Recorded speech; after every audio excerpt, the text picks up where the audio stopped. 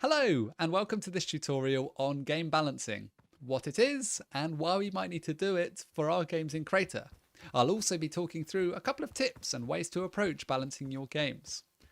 Game balancing is essentially taking some cool mechanics that you have in your game and making sure that they are the most amount of fun and offer the right experience that you want to deliver to your player. When I talk about balancing, I don't necessarily mean making sure that the game exactly matches the skill level of your player. What I mean is making sure that the game offers a dynamic that is interesting and that is what you want your game to feel like. Let me give you an example. In an obstacle course, a game might offer good game balancing if a player knows exactly where they need to go, so they know what the objective is, and exactly what could hurt them, where are the traps on that journey. If that stuff is really, really clear, then the player will be able to know this is the direction I want to go, and there might be shortcuts with risks attached to them. And that's what game balancing is all about. If I offer a shortcut, maybe it's riskier. Maybe there's a bigger jump that I need to make, or flaming arrows that are landing around that route. So I've offered a way of getting that somewhere quicker, but I've also added more risk to that route. And I've made it very, very clear that there is more risk on that route. So that's all talking about, making sure that your obstacles are really apparently dangerous. Make them red, make them spiky, make them on fire, whatever it needs to be to make sure it's very clear to your player that that is dangerous.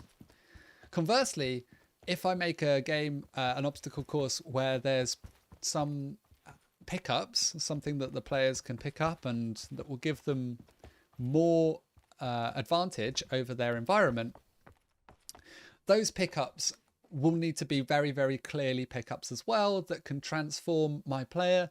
And what they do before I pick them up would also be a really good thing to communicate to the player. When it comes to multiplayer games, game balancing isn't necessarily about making sure that a game constantly is balanced. In fact, the most fun multiplayer games occur when the game is imbalanced and for some reason one team gets an advantage over the other.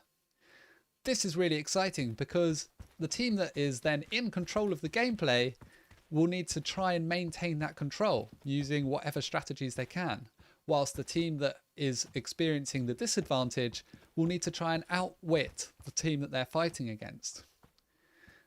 And that leads me nicely onto the next point of game balancing. If I'm giving one team an advantage in a multiplayer game, there needs to be a way for the other team to counter that and possibly even overtake. Let me give you an example.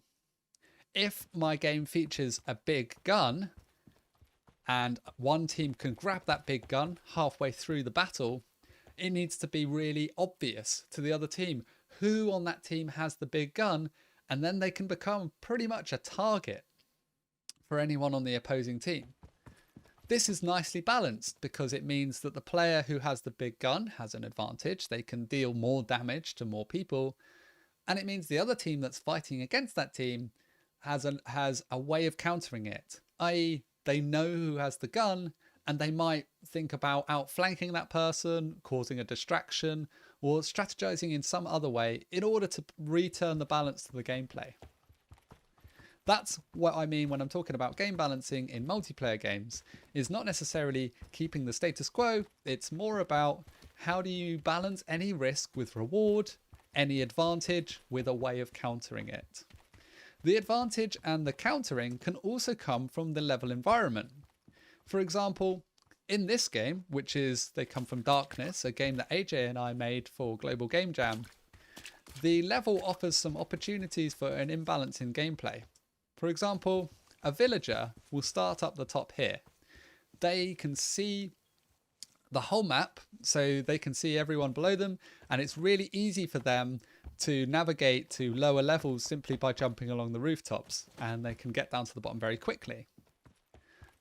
Whereas a wraith starts all the way over here.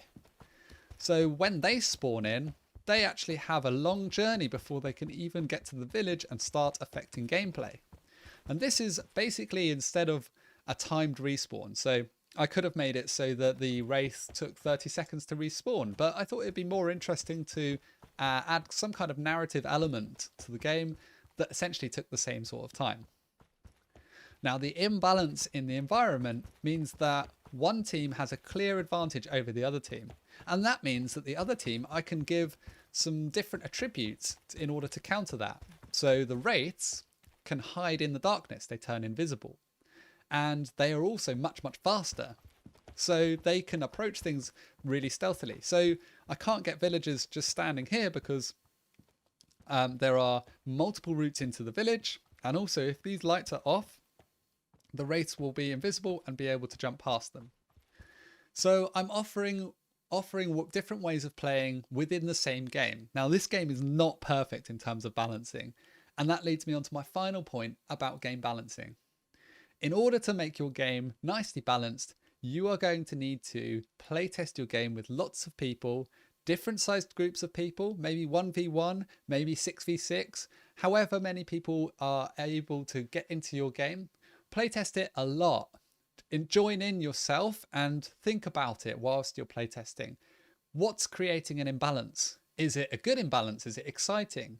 Is it a negative imbalance? As in, is it something that you didn't see coming, or now it's impossible to overtake the other team now that they have this powerful thing? Make sure you're writing notes whilst you're playing. And if at all possible, join in as just a spectator and listen to other players playing your game. For example, AJ often streams on a Wednesday and he'll pick and choose games to play. So that's a good opportunity for your game to get played and for you to see how players are watching how balanced your game is. And the same with Feedback Friday. On a Friday, if you join our Discord, discord.gg/Crayta, you can add your game to the roster for games to play on Feedback Friday, where we get lots of people playing the games and offering feedback and critiquing, and quite often balancing comes up as a key part of that. Both things that seem imbalanced in your game, and people are very ready to give solutions to those problems. Maybe try doing this, or have you considered balancing it in this way? It's really, really helpful to play test your game and to see other players playing your game. And who knows, you might find a new way of balancing an interesting game mechanic. And that's where you can create a really fun, unique and innovative and exciting game world to play. Hopefully this has been an interesting and useful tutorial on game balancing, and I look forward to seeing your games in Crayta.